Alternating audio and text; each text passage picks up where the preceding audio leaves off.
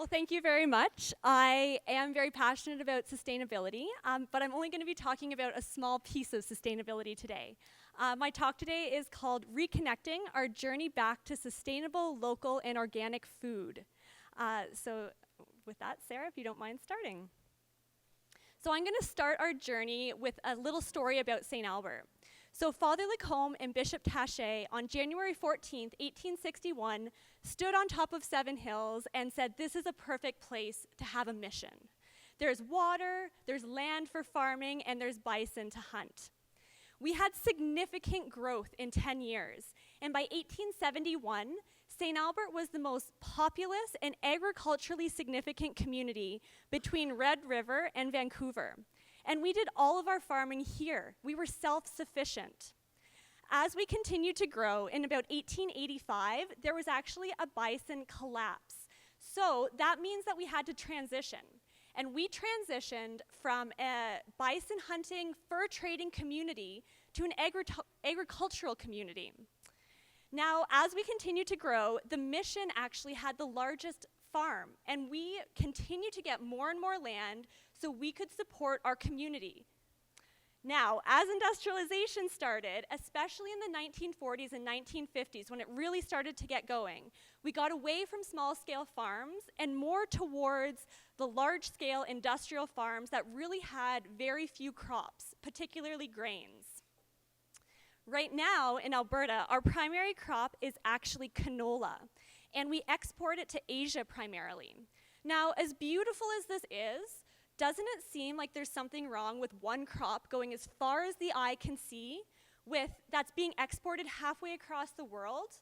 Maybe we should take even a part of that farm and grow local food in a diverse community. In an increasingly globalized world, we've become accustomed to have exotic food year-round. Last winter, I was actually in the grocery store, and I overheard a woman who was really upset that she couldn't get a mango because they were all out in Alberta in the wintertime. Because of this demand, we have become accustomed to always having access. On average, our food travels 2,400 kilometers from field to plate.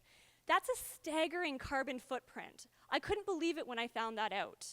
But because of consumer demand, we deliver. We've become accustomed to our perfect tomatoes and our pristine mangoes and our unblemished apples. And to achieve this, we spray massive amounts of pesticides. We use genetically modified foods. And if for some reason there's a little blemish on that apple, we discard it, even though it's perfectly good. Pesticides, monocrops, and habitat loss are wreaking havoc on our local pollinators, and we depend on them for food. 80 of the top 100 human crops, which account for about 90% of our nutrition, are pollinated by bees and other pollinators. And we're spraying toxic pesticides that are wreaking havoc on this population, also that our pears look perfect. We've really created conditions of consistency and categorization, which really create monocrops and reduce resiliency. If a global catastrophe ever happened, we would be in big trouble, especially in urban centers. There would be massive food shortages. We've become completely disconnected with our food systems. A lot of people have that out of sight, out of mind mentality. We walk into our grocery stores and we see fruits and vegetables and meat, and we don't think about how they got there and the process that it took to get there, let alone the environmental, the social, or the economic impacts. But all of this food that we're getting, we're eating it all, right? Wrong. About half of our food that's produced is either discarded in transportation, either the grocery stores, or kitchens. The Canadian family, on average, discards 275 kilograms of food annually. And when we throw away that food, we also throw away all the resources that it took to grow, ship, and produce that food. Now, you might be thinking, this is a huge problem. How can I ever do something to make a difference? Well, there's really good news. There's lots of really great people, local champions are who I like to call them, who are working to reconnect us with our food systems and create resiliency. Right here in St. Albert, we have the Dig In Festival, which celebrates local food. You can also, support local restaurants that buy local organic food. But there's lots of ways that you can get involved and help. Join a local community garden. We have countless of them here in St. Albert, or start your own. Why don't you get together with a group of people and start a backyard gardening co-op? You would get together, grow the food, harvest it, and share it amongst each other. And it's a great social event as well.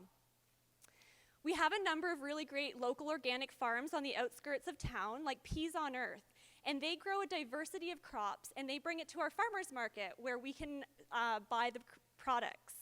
You could also join a local food box like Spud, where they partner with local farmers, and you get seasonal fruits and vegetables delivered right to your house.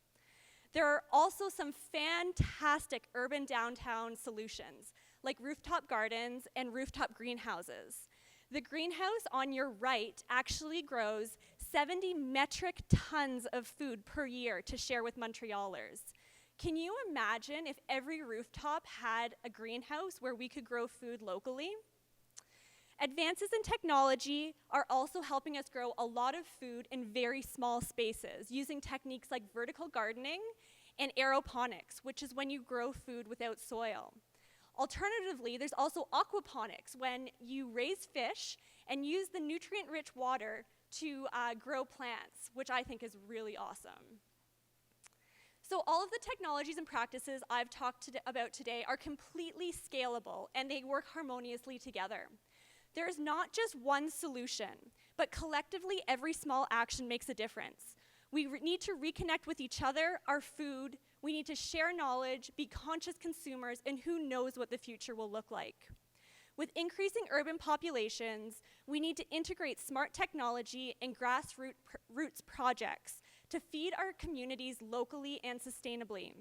Hopefully, our city of tomorrow will be self-sufficient, resilient, and communally connected, just like the dream that Father Lacombe had. Thank you.